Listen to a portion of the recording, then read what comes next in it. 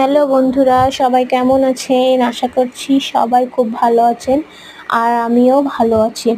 তো চলুন ভিডিওটা আজকে এখান থেকেই শুরু করছি। আজকে চলে আসছি আমাদের আম বাগানে আর গাছ থেকে কয়েকটা আমও নিয়ে নিয়েছি। খুব বেশি বড় হয়নি আমগুলো, তারপরেও খেতে ভালোই লাগবে, টক টক হয়েছে। তো চলুন আমগুলো এবার ছুলে নেওয়া যাক। বটি নিয়েছি, বটি দিয়ে এখন আমগুলো সব ছুলে নেব।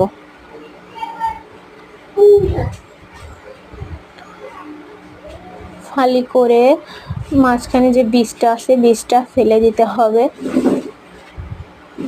দেখুন বীজগুলো খুব বেশি বড় হয়নি, কারণ আমগুলোও ছোট।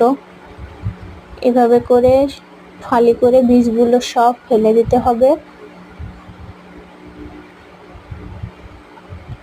দেখুন আমগুলো ধুয়ে নিয়েছি, ধুয়ে লবণ দিয়ে খাচ্ছি, কি যে মজা লাগছে। ওয়াও, কি টেস্টি!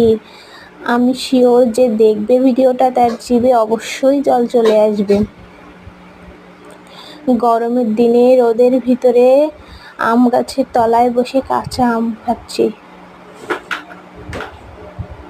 কি যে স্বাদ বলে বোঝানো যাবে না। তো বন্ধুরা, আশা করি ভিডিওটা আপনাদের সবার ভালো লেগেছে। সবাই দেখবেন, লাইক করবেন আর পাশে থাকবেন। টাটা।